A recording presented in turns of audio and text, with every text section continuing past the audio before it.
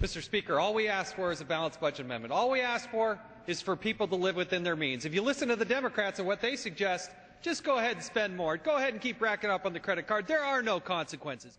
Mr. Speaker, the President submitted a budget that never balances. In fact, it doubles and triples the debt. It went to the United States Senate and 97 to nothing. 97 to nothing. Not one Democrat voted in favor of that.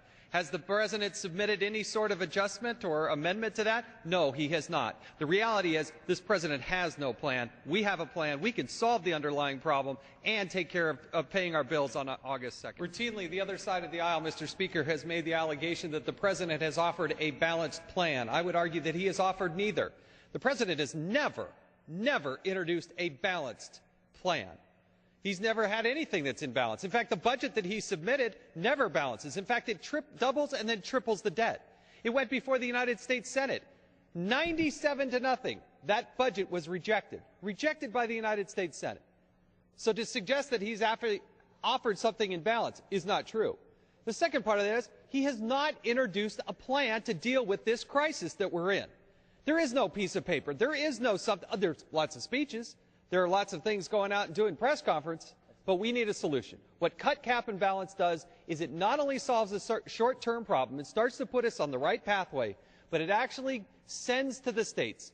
And ladies and gentlemen, what should we be afraid of?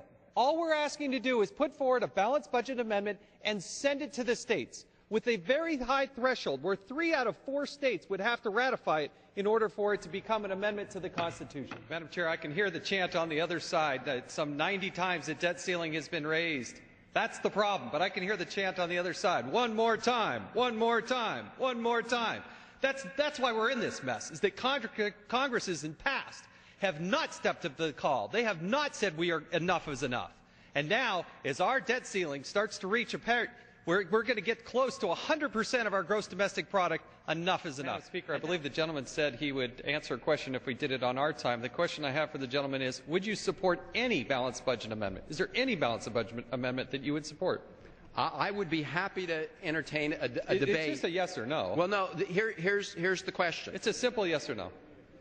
Let me just say, Mr. Speaker, all we ask for is a balanced budget amendment. All we ask for is for people to live within their means.